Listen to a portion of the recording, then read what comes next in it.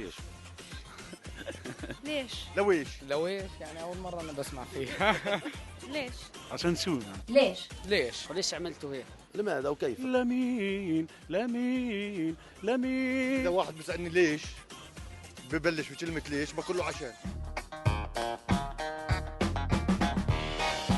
عمرك حسيت إنه الحياة فيها خطوات معينة لازم تسلكها؟ أنا ما بتفلسف، أنا بحكي جد. يعني إذا أنت صغير بيحكوا لك عقبال التخرج، ولما تتخرج وتكبر بيحكوا لك شد حيلك عشان نجوزك. يعني الواحد بيكون صغير بيتعلم في المدارس، إذا نجح في التوجيه على الجامعة، زواج.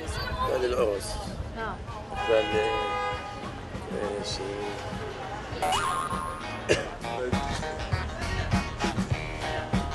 وإذا تجوزت أو تجوزتي بضلوا يسألوك أو يسألوكي فيش إشي على الطريق؟ هذا السؤال صعب شوي. وبعدين في مصطلحات غريبة بتم استخدامها في هذا السياق. حوشتي في إشي على الطريق، على أساس إنه المرأة حواشة والجنين هو التحويشة. وإذا خلفتوا بنت بضلوا يحكوا لكم عقبال الولد أو في عوضكم. الله يعوض عليك. لازم نجيب ولد. بس إذا خلفتي ولد مش ضروري، لازم تستني بعدين.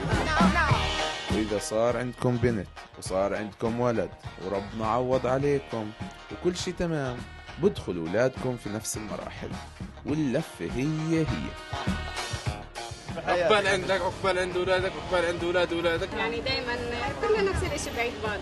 بالتالي قصة حياتنا كلنا نفس الإشي، نفس الإشي. وممنوع أنت يكون عندك حياتك الخاصة. شو؟ مجنون؟